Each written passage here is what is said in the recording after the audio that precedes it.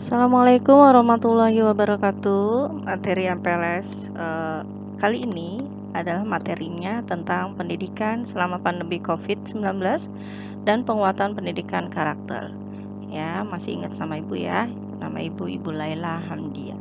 Oke, mudah-mudahan kalian masih tetap semangat dan sehat selalu. Pendidikan karakter yang harus dilakukan baik di sekolah maupun di rumah itu banyak nilai yang dikembangkan. Yang pertama adalah nilai religius. Nilai religius itu terdiri dari dua. Yang pertama adalah secara sosial dan yang kedua secara vertikal. Secara sosial ini contohnya kejujuran, toleransi, peduli sesama, tolong menolong, menghormati orang yang lebih tua. Secara vertikal beribadah sesuai dengan agama yang dianutnya. Oke, jujur. Jujur itu erat kaitannya dengan hati nurani. Jujur mengucapkan kata-kata dengan keadaan sesungguhnya, tidak berbohong, ya. Oke, kemudian toleransi. Toleransi itu saling menghormati, saling menghargai sesama manusia, ya, tidak mencela, menghina agama lain, tidak melarang orang beragama lain untuk beribadah. Kemudian peduli sesama.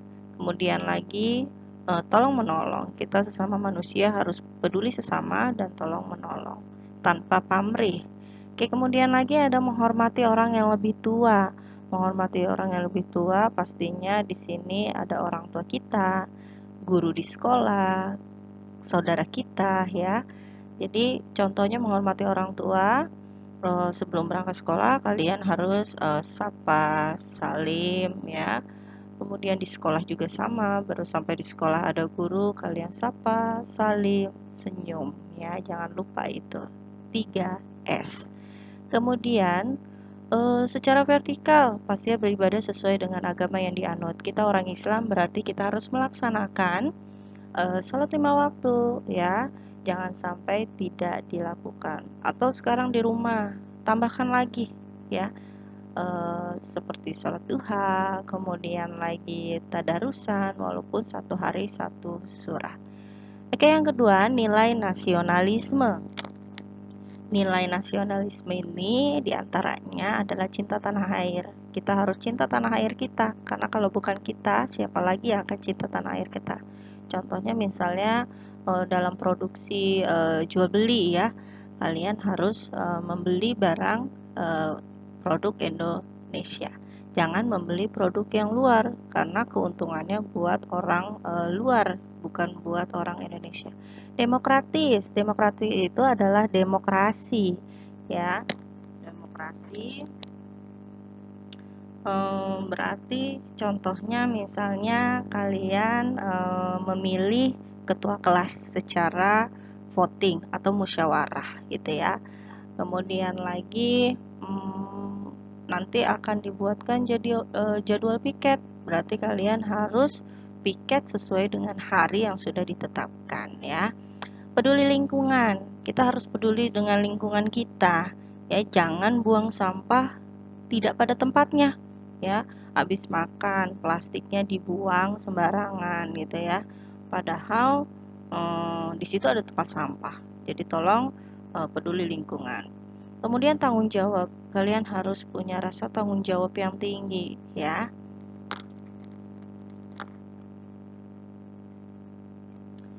Oke, nilai yang ketiga adalah nilai mandiri. Nilai mandiri itu pastinya pasti pikirannya mandi sendiri, nyuci baju sendiri dan segala sesuatunya dengan sendiri. Iya, memang betul ya, karena kalian itu sekarang sudah SMP bukan SD lagi. Maka dari itu kalian harus mandiri. Dimulai dari hal yang terkecil dulu ya. Yang pertama, mandiri itu harus percaya diri. Kalau nggak percaya diri, bagaimana mau mandiri gitu ya? Harus pede gitu ya, mengerjakan sesuatu dengan percaya diri. Kemudian kerja keras. Kerja keras dan tanggung jawab ini satu kesatuan. Jadi kita harus kerja keras plus tanggung jawab ya. Contoh ada tugas gitu ya, ada tugas PR gitu dari guru. Kalian harus kerjakan ya dengan rasa tanggung jawab. Jangan nyontek gitu ya. Kemudian gemar membaca ini mungkin agak kurang ya. karena sudah ada yang namanya gadget, HP. Oke, gemar membaca ini bukan hanya buku ya, tetapi di HP atau di gadget kalian juga bisa kalian gunakan. Di situ ada YouTube, ada Google, ada Yahoo dan sebagainya. Kalian bisa manfaatkan mereka itu dengan cara mengklik atau men-search materi pembelajaran. Jangan hanya main game terus. Karena kalau main game itu nanti kuotanya habis gitu ya. Kalau kuotanya habis, akhirnya nanti kalau ada tugas guru online, akhirnya kuotanya habis, nyusahin orang tua dan sebagainya gitu ya. Jadi tolong dimanfaatkan secara bijak gitu ya.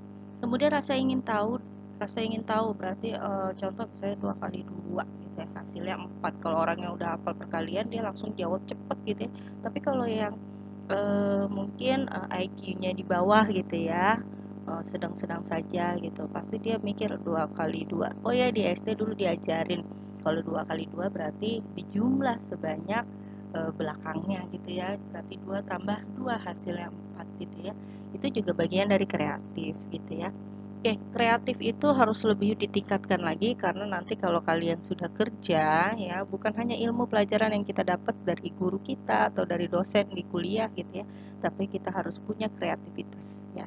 Karena itu nilai plus dari diri kita.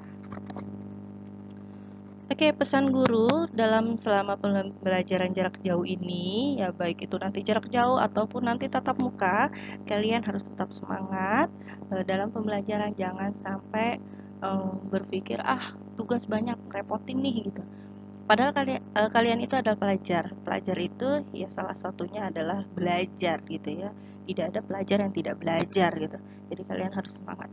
Kemudian yang kedua, ikuti apa yang diperintahkan oleh guru. Jika nanti ada pembelajaran baik itu online atau semi online ya, kalian harus kerjakan. Jika masih bingung silahkan japri gurunya gitu ya. Apalagi pelajaran ibu ya, matematika. Pasti pada bingung. Walaupun nanti dikirimin video gitu ya, kalian pasti masih bingung ya. Gunakan itu ada buku diktat ya, buku pelajaran silahkan dibuka atau bisa cari di Google. Kemudian kalian harus berusaha dan percaya diri ya. Jadi kalau tugas jangan patah semangat, kerjain aja dulu.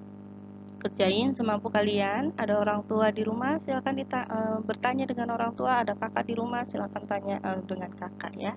Karena segala sesuatu yang berusaha dengan percaya diri jatuhnya tidak akan sia-sia ya. Yang penting kita harus ikhlas.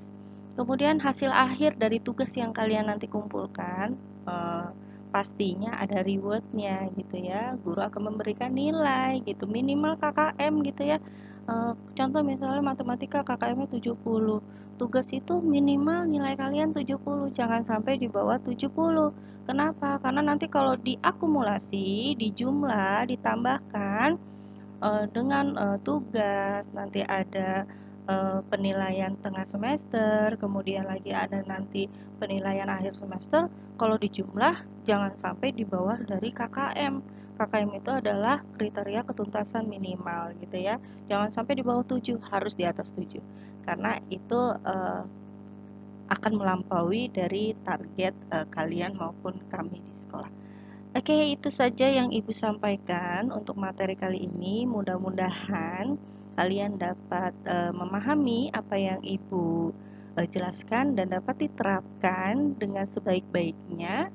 Jangan lupa ya, selama di rumah ya cuci tangan, pakai sabun hingga bersih, makanan yang sehat ya. Jangan banyak tidur, jangan banyak main game ya, karena ini sudah mulai pembelajaran. Oke, terima kasih. Wabillahi taufik wadaya. Wassalamualaikum warahmatullahi wabarakatuh.